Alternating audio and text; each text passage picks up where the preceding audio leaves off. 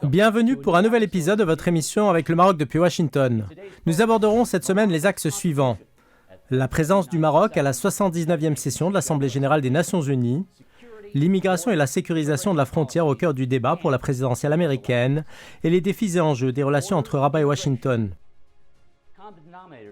Lors de la 79e Assemblée générale des Nations unies, le Maroc a activement participé au débat portant sur la paix, la sécurité et le développement durable. La délégation marocaine a mis en exergue l'importance du multilatéralisme ainsi que le rôle prépondérant du Royaume dans la résolution des conflits, notamment en Afrique et au Moyen-Orient, avec un accent particulier sur les initiatives au Sahel et en Libye. Le changement climatique a également constitué un enjeu majeur, le Maroc affirmant son leadership dans le développement des projets d'énergie renouvelable. La question de la migration est un autre point central au cours duquel le Maroc a plaidé en faveur des politiques équilibrées axées sur le respect des droits de l'homme, tout en réitérant son engagement vers le pacte mondial pour des migrations sûres, ordonnées et régulières. Par ailleurs, lorsqu'il s'agit de politique migratoire, de sécurité et de gestion des frontières, ces sujets occupent une place primordiale dans l'agenda politique mondial, particulièrement dans le contexte actuel des élections américaines. Aux États-Unis, l'immigration et la sécurité des frontières demeurent des thèmes récurrents dans les débats politiques, souvent perçus à travers le prisme de la sécurité nationale et de la stabilité économique. Les propositions des différents candidats tendent à se concentrer sur le renforcement ou la réforme des lois migratoires, le renforcement des dispositifs de sécurité aux frontières et l'adaptation aux réalités complexes des flux migratoires. Alors que les élections présidentielles américaines de 2024 approchent à grands pas, l'immigration continue de s'imposer comme un sujet d'actualité brûlant, les candidats défendant diverses approches visant à concilier les préoccupations humanitaires et les impératifs sécuritaires. Il est intéressant de noter que le Maroc et les États-Unis partagent des défis similaires en matière de gestion des frontières et de migration. Bien que les échelles de ces défis diffèrent sensiblement, les deux nations subissent des pressions migratoires provenant de leurs régions voisines respectives. Pour discuter de ces sujets, j'ai le plaisir d'accueillir aujourd'hui trois invités. Nous aurons tout d'abord l'honneur de recevoir Robert Statloff, directeur exécutif de l'Institut de Washington pour la politique du Proche-Orient. Spécialiste des questions politiques relatives au monde arabe, islamique et américain, Robert Statloff est un intervenant reconnu dans ces domaines. Après les attentats du 11 septembre aux États-Unis, il a résidé pendant 2 ans à Rabat où il a mené des recherches approfondies sur des sujets de grande importance. Également à nos côtés, aujourd'hui, Bill Michael, ancien professeur de l'Université du Maryland et à l'Université George Washington, expert en politique étrangère américaine et sur les dynamiques démocratiques dans le monde arabe. Dans la seconde partie, nous serons rejoints par Patrick Royal, directeur de l'information au sein de l'Association nationale des shérifs. Auparavant, il a occupé des fonctions dans les affaires publiques, au Bureau de la politique nationale de contrôle des drogues, à la Maison-Blanche et a travaillé au Sénat des États-Unis. Parmi nous également, comme à l'accoutumée, notre chroniqueur Chris Lapetina, qui est un stratège politique reconnu, œuvrant au sein du Parti démocrate.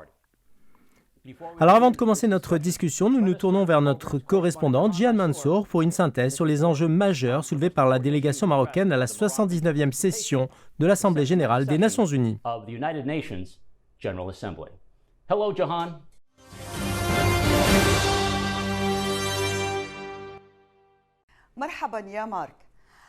Je vous remercie, Marc.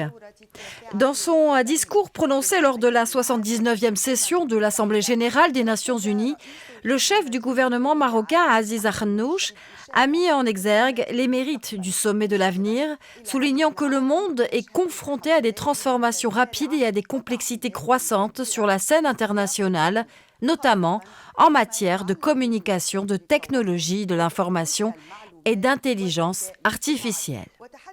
Il a également évoqué l'échec de la sécurité collective, un des objectifs fondamentaux ayant présidé à la création des Nations unies après la Seconde Guerre mondiale. Dans ce contexte, Aziz Akhannouch a réaffirmé l'attachement du Maroc à une diplomatie fondée sur la clarté, l'innovation et l'ambition, sous la conduite éclairée de Sa Majesté le roi Mohammed VI. Il a également appelé la communauté internationale à entreprendre des réformes sérieuses du système international afin de le revitaliser. Le chef du gouvernement marocain a ensuite abordé la question du changement climatique, insistant sur la nécessité de rendre justice aux pays africains particulièrement affectés par cette crise. Il a mis en lumière l'approche du Maroc face à des enjeux mondiaux tels que la migration et la lutte contre le terrorisme, soulignant l'engagement du Royaume à mettre en œuvre des projets sociaux d'envergure visant à instaurer une justice sociale, notamment par l'application du système de protection sociale.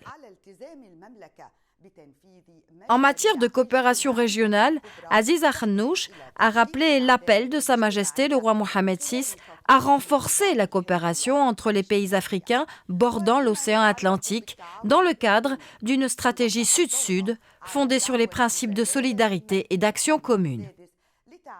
Concernant la question du Sahara marocain, Aziz Akhannouch a réitéré la détermination du Royaume à résoudre ce différend régional par le biais de l'initiative d'autonomie sous souveraineté marocaine, tout en insistant sur la nécessité de parvenir à une solution dans le cadre des tables rondes organisées sous l'égide de l'ONU, avec la pleine participation de l'Algérie. Enfin, le chef du gouvernement marocain a exprimé la vive inquiétude du Maroc face à la détérioration de la situation dans les territoires palestiniens occupés depuis octobre 2023. Il a souligné que le Royaume du Maroc, sous la direction de Sa Majesté le roi Mohammed VI, en sa qualité de président du comité El-Quds, cherche à parvenir à une solution définitive du conflit israélo-palestinien basée sur la solution à deux États, avec Gaza comme partie intégrante de l'État palestinien indépendant et El-Quds Est comme capitale. Il a également évoqué l'initiative humanitaire lancée par Sa Majesté le roi Mohammed VI consistant à acheminer des denrées alimentaires et une aide médicale aux Palestiniens de Gaza par l'ouverture d'une voie terrestre inédite destinée à faciliter cette assistance humanitaire.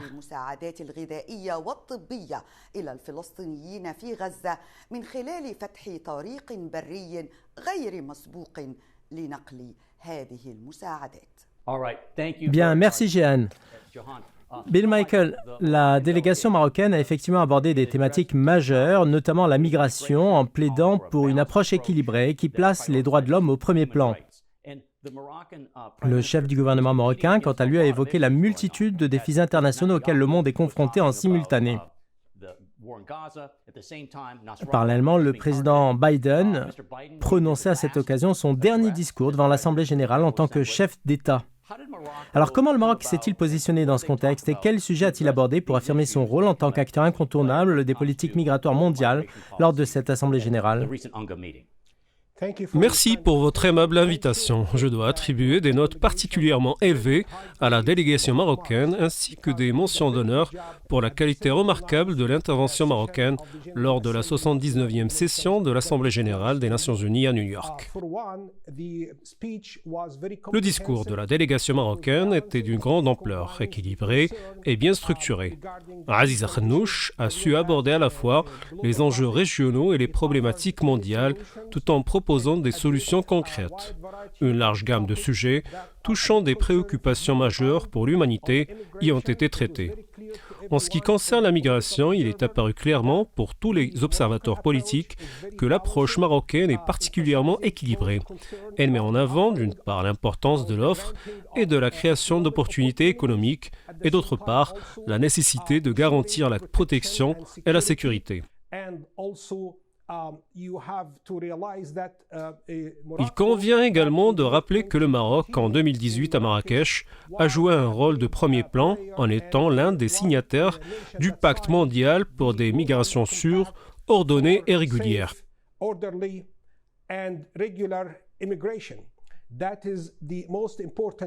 Un document fondamental qui guide les tendances en matière de migration, tant au niveau mondial que régional. Cette approche diplomatique proactive du Maroc a été renforcée par son plaidoyer en faveur de la coopération internationale et du multilatéralisme, tant avant qu'au cours de cette session de l'Assemblée générale.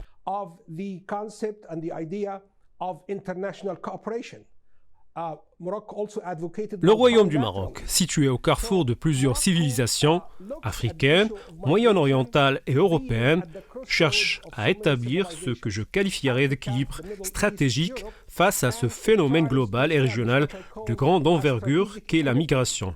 Jusqu'à présent, les efforts du Maroc, en ce sens, ont été couronnés de succès.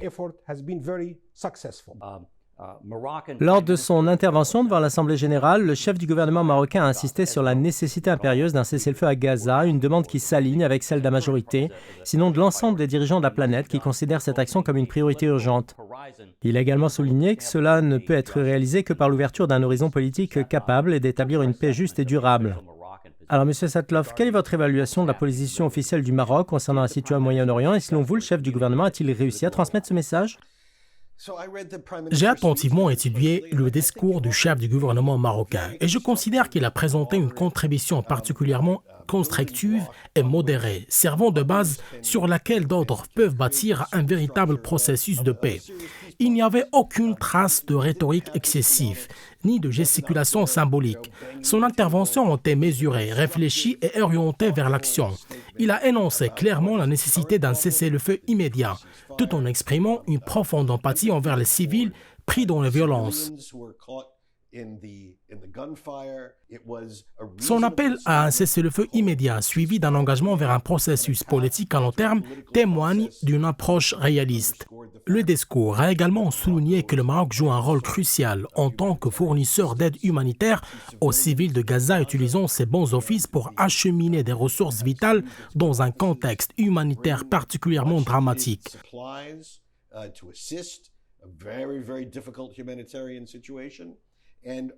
Globalement, j'ai trouvé que cette intervention était l'une des plus réfléchies émanant d'un dirigeant à New York et j'ai suivi ces développements de très près.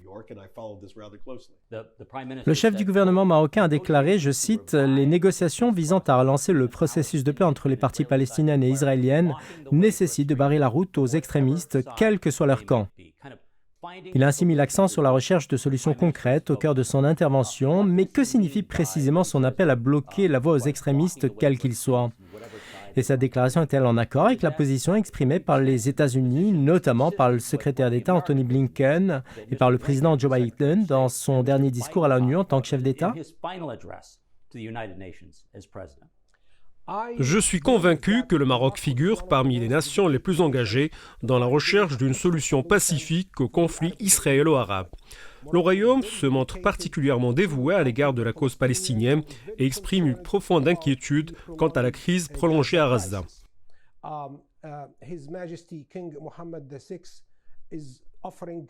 Sa Majesté le roi Mohammed VI, en sa qualité du président du comité Al-Quds, qui fait partie de l'Organisation de la coopération islamique, déploie tous les efforts possibles pour apporter son soutien aux Palestiniens et œuvrer à une résolution pacifique du statut de la ville sainte d'Al-Quds.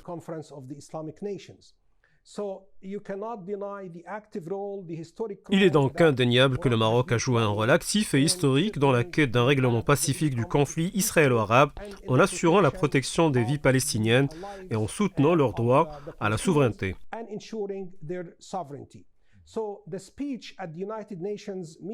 Le discours prononcé lors de la réunion des Nations Unies n'est que la réaffirmation d'un engagement de longue date initié par le Maroc dès le début de cette crise. De plus, en mettant en garde la communauté internationale contre les dangers de l'extrémisme, le Maroc mène une véritable diplomatie préventive visant à contrer et à neutraliser toute montée de radicalisme.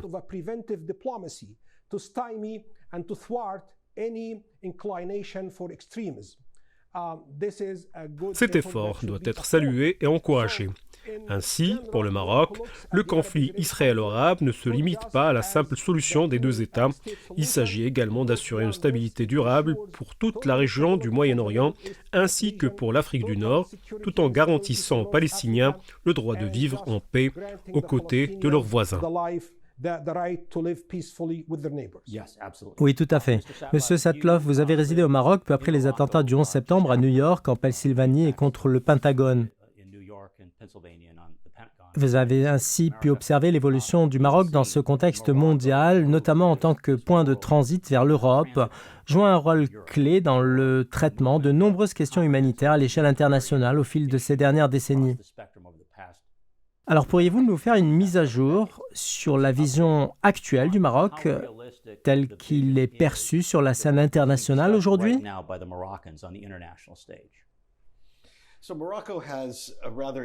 Le Maroc poursuit actuellement un agenda international particulièrement ambitieux, tirant parti de sa position géographique unique. En effet, le royaume s'étend sur l'Atlantique et la Méditerranée, tout en étant à la frontière de l'Europe, ce qui en fait un pont naturel entre l'Afrique et le continent européen. Le Maroc occupe également une place stratégique à l'extrémité ouest du monde arabe. Fort de cette situation géographique exceptionnelle, le Maroc a su exploiter ses atouts de manière diversifiée. Dans le cadre de son expansion en Afrique, le Maroc s'impose comme un leader dans plusieurs domaines, tels que le développement humain, le développement industriel et la lutte contre le changement climatique.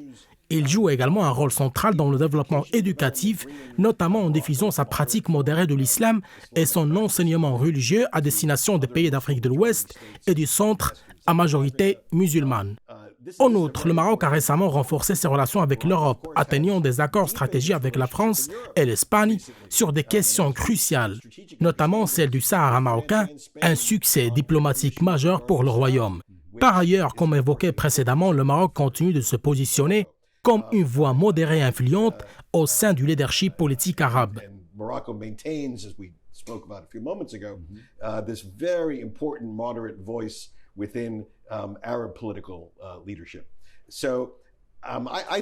Dans l'ensemble, le Maroc connaît un succès remarquable dans ses initiatives de politique étrangère, malgré les obstacles inévitables sur la scène internationale.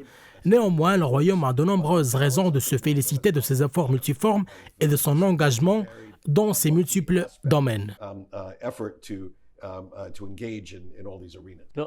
Bill Michael, le Royaume du Maroc fait partie des nombreuses nations qui, d'une certaine manière, examinent également les Nations Unies et s'interrogent sur les moyens d'améliorer cette organisation. Alors que le Maroc plaide pour un renforcement de cette institution et l'adaptation de ses systèmes aux récents développements économiques, sociaux et politiques, dans quelle mesure les grandes puissances sont-elles disposées à répondre aux demandes réitérées concernant la nécessité de réformer le fonctionnement de ces Nations Unies?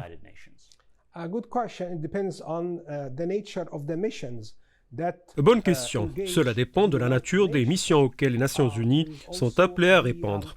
Il existe également la question de la prolongation des missions, car souvent des fonds sont alloués à une mission pour une durée déterminée, mais celle-ci dépasse ensuite cette période initiale.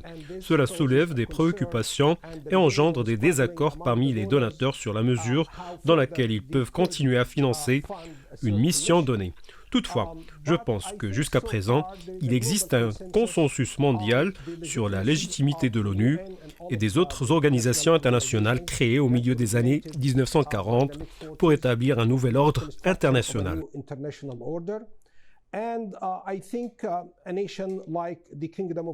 De plus, une nation comme le Royaume du Maroc joue un rôle très actif dans la promotion du rôle des Nations Unies. En effet, le Maroc intervient en tant que médiateur dans de nombreux conflits, comme celui en Libye, pour lequel l'ONU n'a pas encore trouvé de solution.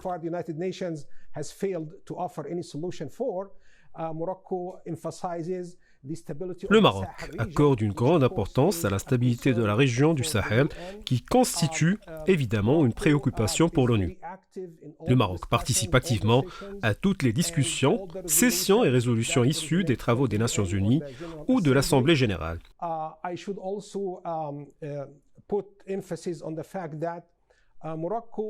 Il convient également de souligner que le Maroc soutient les objectifs de développement durable promulgués par l'ONU pour éradiquer l'extrême pauvreté. Ainsi, avec les contributions précieuses du Royaume du Maroc, les Nations Unies peuvent jouer un rôle majeur et adapter leur mission aux circonstances historiques auxquelles elles font face. Examinons à présent le discours du chef du gouvernement marocain qui a réitéré l'appel à la communauté internationale pour soutenir de manière continue et renforcer la souveraineté du Maroc sur son Sahara, ainsi que la proposition marocaine d'autonomie pour les provinces du Sud. Je vous propose de suivre le reportage suivant, puis nous reviendrons immédiatement après. Let's watch this report and we'll be right back. Avec une main tendue et un dialogue sérieux et constructif en faveur d'une solution politique et pacifique durable, le chef du gouvernement marocain a réaffirmé devant la communauté internationale que le Royaume du Maroc, dans son ensemble, roi, gouvernement et peuple, reste fermement attaché à sa souveraineté sur ses provinces du Sud. Il a également souligné qu'il n'existe aucune solution politique en dehors du cadre des tables rondes établies par les Nations Unies, avec la participation pleine et entière de l'Algérie. Toute solution échappant à l'initiative marocaine d'autonomie ne saurait être considérée comme sérieuse, surtout dans un contexte où le cessez-le-feu est régulièrement violé par les milices du Polisario. Le Maroc s'engage à atteindre une solution politique définitive aux différends régionaux artificiels autour du Sahara marocain, basée exclusivement sur l'initiative marocaine d'autonomie dans le cadre de la souveraineté nationale et l'intégrité territoriale du Royaume du Maroc. Cette approche ouvrira de nouveaux horizons pour la dynamique de développement que connaît la région. S'appuyant sur la légitimité internationale, les résolutions du Conseil de sécurité et un soutien international croissant en faveur de la proposition d'autonomie pour le Sahara marocain, le Royaume a réaffirmé par l'intermédiaire de son chef du gouvernement qu'il est désormais temps d'avancer vers une solution politique par le biais des tables rondes, incluant la pleine participation de l'Algérie. Aucun processus politique n'est possible en dehors du cadre des tables rondes définies par les Nations Unies, avec la pleine participation de l'Algérie. En dépit des appels constants à la paix, au dialogue et au respect des résolutions du Conseil de sécurité, l'Algérie et le Polisario continuent de s'opposer farouchement à toute solution à ce différend artificiel. Le Royaume du Maroc, quant à lui, demeure le seul à renouveler sans cesse ses appels à la paix, tandis que le développement dans les provinces du Sud progresse sans relâche. En outre, la participation démocratique et constitutionnelle de la population des provinces du Sud à la gestion de ses affaires locales est un fait accompli et l'option de l'autonomie est désormais une réalité tangible, reconnue tant sur le terrain qu'à l'échelle internationale.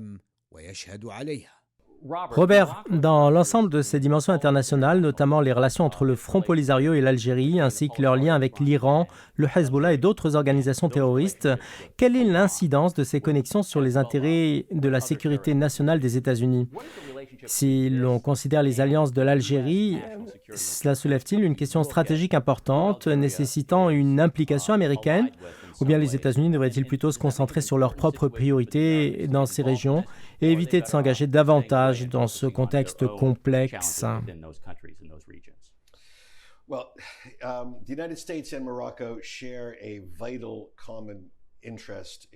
Les États-Unis et le Maroc partagent un intérêt commun essentiel dans la lutte contre le terrorisme.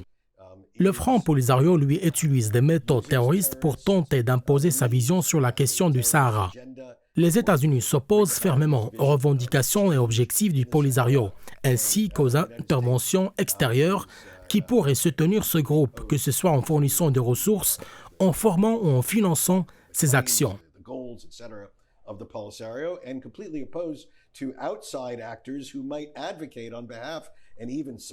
Il a été démontré que des acteurs aussi éloignés que l'Iran et le Hezbollah ont soutenu le Polisario par l'intermédiaire de l'Algérie, principal allié du mouvement. L'implication de l'Iran à des milliers de kilomètres de ce conflit a pour but de déstabiliser la sécurité et la stabilité d'un partenaire stratégique des États-Unis, à savoir le Royaume du Maroc.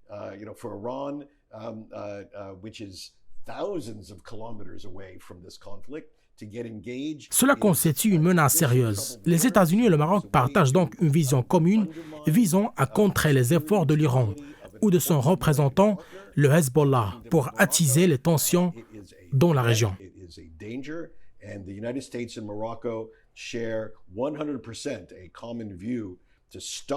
The efforts of Iran or its proxy Hezbollah to worsen, exacerbate, inflame unnecessarily the tensions in the Sahara region. Robert Satloff, dans le contexte des crises frontalières auxquelles sont confrontés les États-Unis dans le Sud et la situation liée au Front Polisario, pouvez-vous, en l'espace de 30 secondes, nous offrir un aperçu des similitudes entre ces deux défis? Quelles sont les convergences entre ces problématiques dans les deux pays à l'heure actuelle?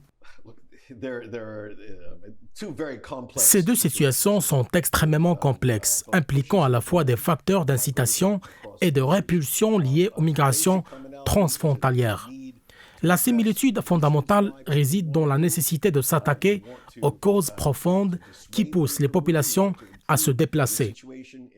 Il s'agit de les dissuader de migrer en améliorant leurs conditions de vie dans leur pays d'origine, de manière à atténuer l'attrait des destinations où ils ne sont souvent pas les bienvenus. Ainsi, il est crucial d'investir en amont, car la prévention reste le moyen le plus efficace pour traiter ces deux problématiques migratoires. Absolument. Alors, nous tenons à remercier Robert Satloff ainsi que Bill Michael pour leur intervention.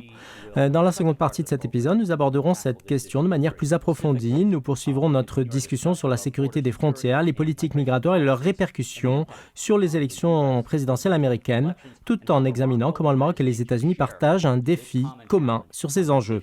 Nous faisons une courte pause et nous revenons dans un instant. Restez avec nous.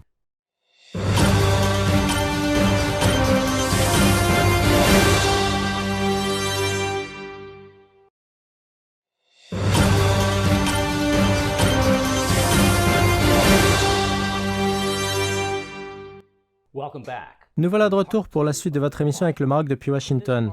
Dans cette partie, nous aborderons la politique migratoire ainsi que les questions de sécurité des frontières qui revêtent une importance capitale dans le contexte politique mondial. À l'approche de la présidentielle américaine, l'immigration est devenue un enjeu central pour le Parti républicain. Les deux principaux candidats affichent des positions nettement divergentes, reflétant ainsi la polarisation entre les deux grandes formations politiques des États-Unis.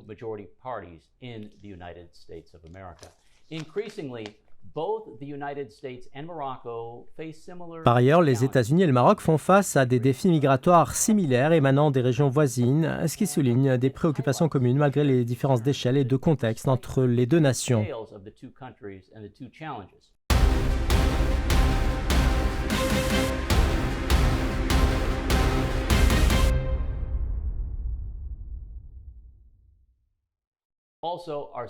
Alors nous avons maintenant le plaisir d'accueillir Patrick Royal ainsi que notre chroniqueur Chris Lapettina. Nous leur souhaitons bienvenue, mais je vous propose d'abord de suivre le reportage suivant.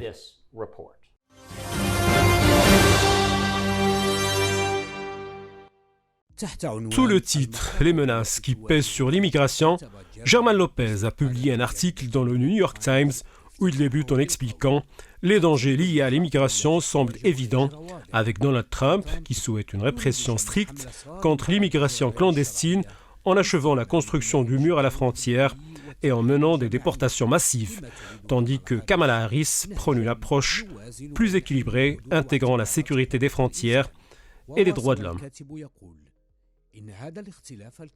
L'auteur poursuit en disant « Bien que cette différence soit marquée, elle dissimule cependant une certaine convergence entre les deux candidats. Trump se dit favorable à l'augmentation de certaines formes d'immigration légale, alors que Harris soutient un projet de loi qui inclut une aide à la construction du mur à la frontière entre les États-Unis et le Mexique. Une position inhabituelle pour les électeurs habitués à leurs discours respectifs. Lopez ajoute que face à la montée des immigrés illégaux et à l'impact de cette situation sur les sondages en défaveur des démocrates, l'administration Biden a pris des mesures plus strictes. Après l'échec de l'adoption du projet de loi sur la sécurité des frontières au Congrès, le président Biden a signé un décret interdisant largement l'accès aux demandeurs d'asile. لقد حارب الديمقراطيون أجندة ترامب واتخذوا مواقف أكثر ودية بشأن الهجرة، لكن استطلاعات الرأي تظهر أن الأمريكيين يرون الحدود خارجة عن السيطرة، ويدعم الكثيرون الآن الجدار والترحيل. L'auteur met ensuite en contraste les deux candidats. Trump a promis une répression de l'immigration plus sévère que lors de son premier mandat. En plus d'achever la construction du mur, il prévoit de lancer la plus grande campagne de déportation de l'histoire américaine, mobilisant l'armée et les forces de l'ordre pour expulser des millions d'immigrants sans papier, tout en ayant certaines positions pro-immigration, telles que la promesse d'accorder la résidence aux diplômés universitaires non citoyens.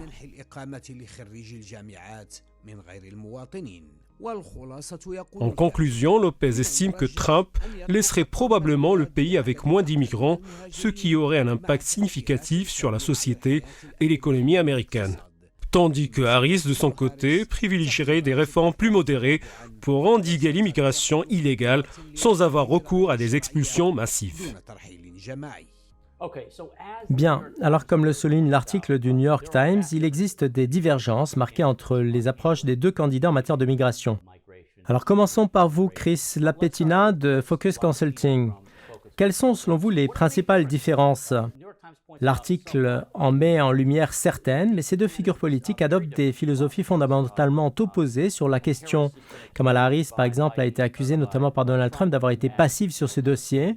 Après 3 ans et demi, la question demeure, quelles actions concrètes ont été menées ? En réponse, Kamala Harris a rappelé qu'un projet de loi bipartite avait été proposé au Sénat, mais que Trump s'était lui-même opposé à ce projet. Alors, pouvez-vous nous éclairer davantage sur les positions des candidats républicains et démocrates concernant la question migratoire et sur ce qui distingue leurs visions respectives? C'est un sujet particulièrement pertinent pour l'épisode d'aujourd'hui, car il revêt une importance capitale dans le cadre de cette présidentielle.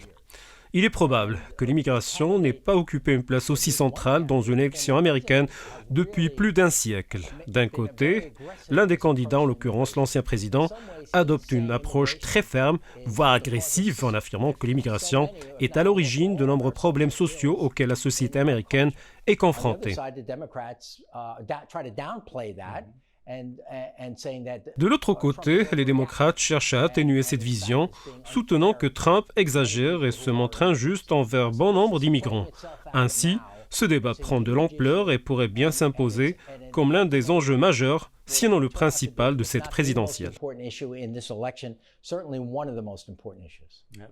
Merci Chris. Patrick Royal, l'une des missions confiées à Kamala Harris au début de l'administration Biden était de s'attaquer aux causes profondes des flux migratoires et aux défis qui en découlent. Les républicains l'ont désignée comme la tsarine de la frontière, tandis que Harris a précisé qu'elle se concentrait uniquement sur les causes profondes, notamment dans la région du triangle des pays d'Amérique centrale. Dans la première partie de notre épisode, nous avons discuté avec Bill et Robert des défis migratoires dans des régions comme le Maroc, en lien avec les pays africains et la région nord-atlantique. Alors, quels sont les principaux défis auxquels les États-Unis sont confrontés concernant les sources de migration et leurs répercussions à la frontière sud?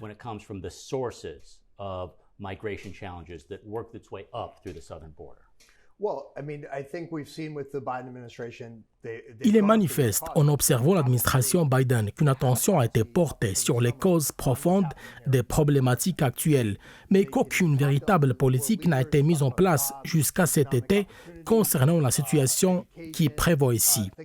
Bien qu'il puisse s'entretenir avec d'autres dirigeants mondiaux et aborder des sujets tels que l'emploi, les opportunités économiques et l'éducation, il est crucial de reconnaître que face à l'afflux massif de personnes entrant dans le pays de manière illégale, le président risque de ne pas être écouté.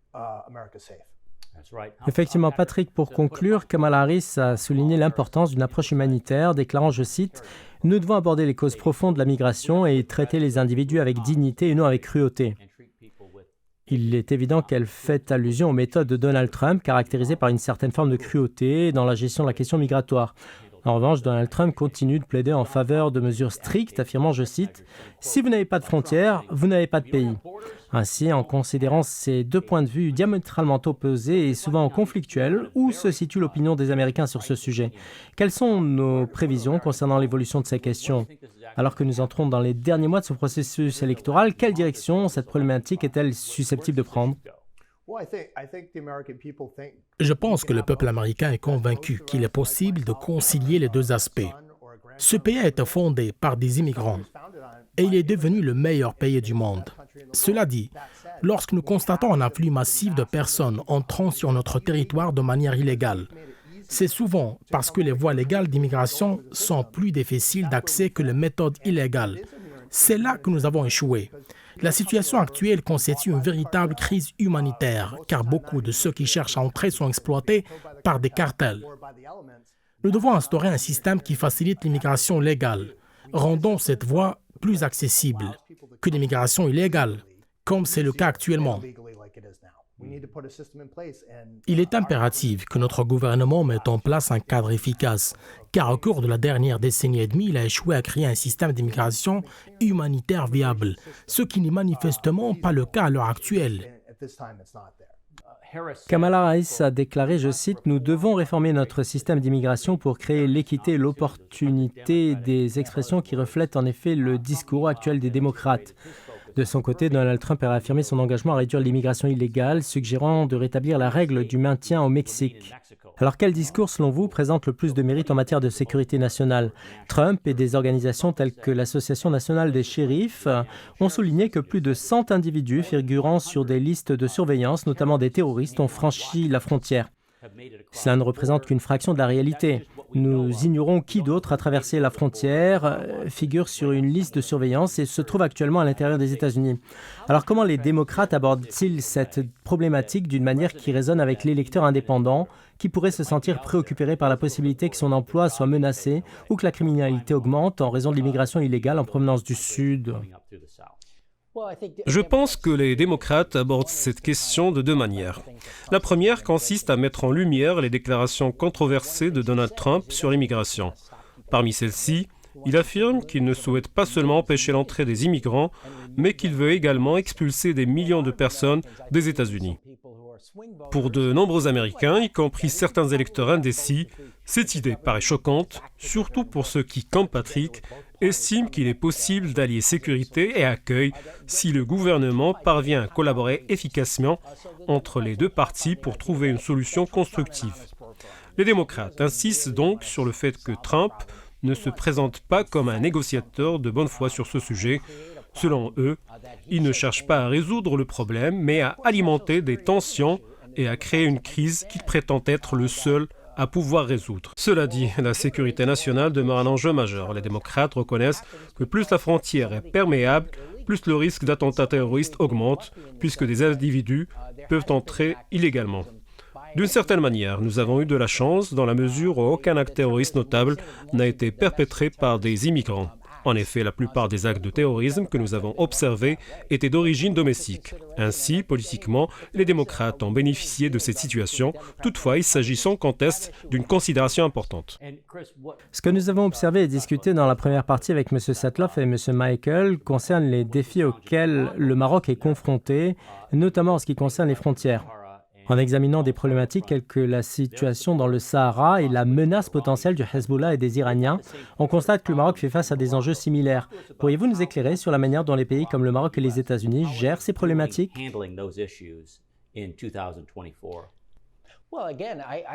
Encore une fois, il convient de souligner qu'il existe chez la plupart des Américains raisonnables une reconnaissance que notre gestion des frontières constitue actuellement un échec et qu'il est impératif d'agir. Le Maroc a démontré que son gouvernement a été non seulement plus efficace, mais également plus astucieux dans la gestion de ce problème. Contrairement à nous, il s'agit de manière cohérente plutôt que divisée. En conséquence, le Maroc a pu instaurer des politiques et des initiatives qui contribuent à prévenir l'activité terroriste grâce aux mesures mises en place pour contenir cette menace à ses frontières, ce qui mérite d'être salué. Absolument. Récemment, un rapport de la Fondation Carnegie, en collaboration avec Deloitte, a souligné que le Maroc a réussi à gérer la pandémie de COVID-19 de manière remarquable. Parallèlement, nous avons constaté aux États-Unis que cette situation a également contribué à ralentir une partie de l'immigration illégale, car il était possible de justifier l'interdiction d'entrée en raison de la pandémie mondiale. Alors, comment évaluez-vous les solutions proposées par chaque candidat après la crise sanitaire? Il semble que Joe Biden ait d'une certaine manière levé toutes les barrières instaurées par Trump, tant sur le plan physique, comme le mur, que sur le plan des réglementations légales. Cela nuit-il au point de faire en sorte que Mme Harris peine à se démarquer sur cette question?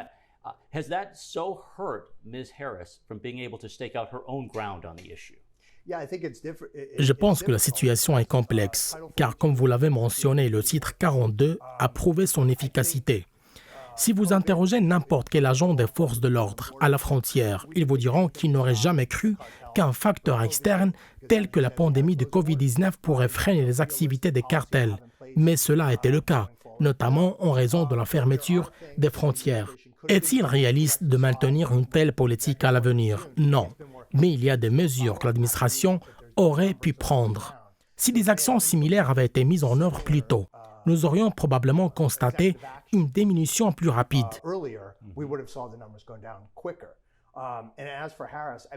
Quant à Kamala Harris, je pense qu'elle comprend bien la gravité de la situation et tente de répondre aux préoccupations du public.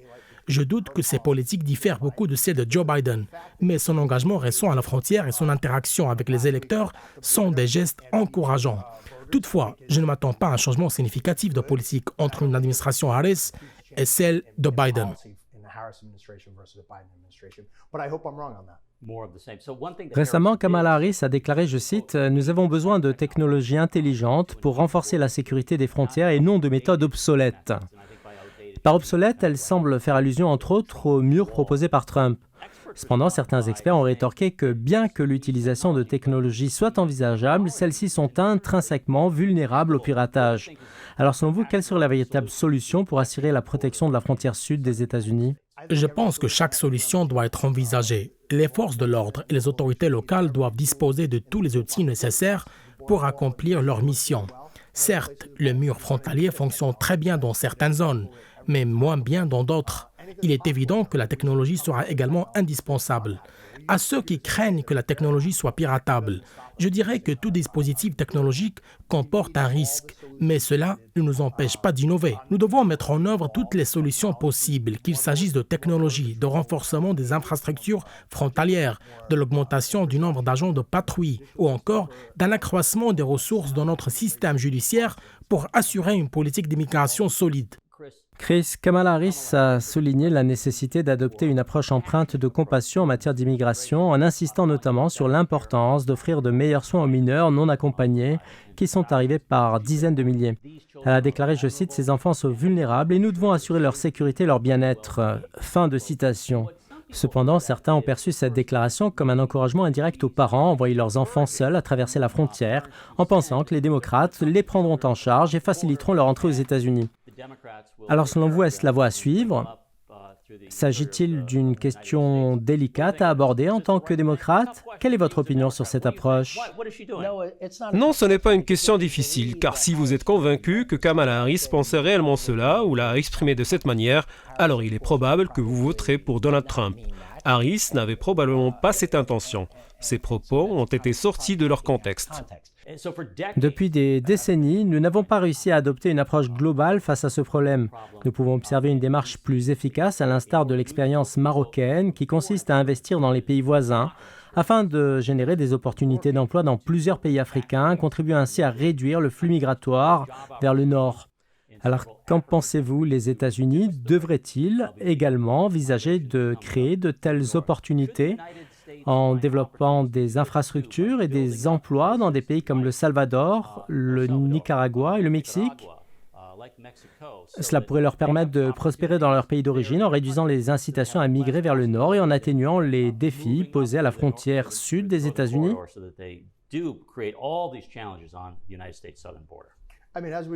Et comme nous l'avons évoqué précédemment, je pense que l'administration Biden avait pour objectif de mettre en place de telles initiatives. Cela étant dit, nous pouvons offrir des emplois et des opportunités. Cependant, nous avons établi un système qui facilite l'entrée illégale par rapport à l'entrée légale. Tant que nous ne corrigeons pas cette situation, les gens continueront à chercher à entrer ici. En outre, il existe la question des cartels. Peu importe le nombre d'emplois que nous pouvons créer, ces organisations criminelles continueront à s'engager dans la contrebande, le trafic des drogues et d'êtres humains, car c'est leur activité principale, quelle que soit la quantité d'opportunités disponibles au Nicaragua ou au Salvador. Chris Lapetina, quel conseil donneriez-vous à Kamala Harris dans le cadre de sa campagne actuelle? Madame Harris, que feriez-vous pour gagner le soutien des électeurs en novembre? À ce stade, si l'immigration et la gestion des frontières sont considérés comme les problèmes majeurs, il est peu probable que vous attiriez le vote en faveur de Kamala Harris. En ce sens, il n'est pas nécessaire de se concentrer excessivement sur cette problématique. D'autres enjeux préoccupent également la population. Je pense donc qu'elle devrait continuer à aborder des sujets concrets et réalisables qui n'ont pas encore été mis en œuvre et que Donald Trump ne soutient pas, puis laisser les événements se dérouler le jour de l'élection.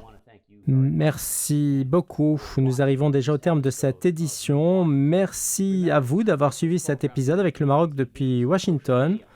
Nous avons eu l'honneur d'accueillir d'éminents invités, Robert Satloff, Bill Michael, Patrick Royal, ainsi que notre chroniqueur Chris Lapetina. Je tiens également à remercier notre correspondante Jeanne Mansour, ainsi que l'équipe de production sous la direction de notre réalisateur et producteur Mohamed Saïd Al-Wafi. Merci à tous et rendez-vous la semaine prochaine pour un nouvel épisode de votre émission Avec le Maroc depuis Washington.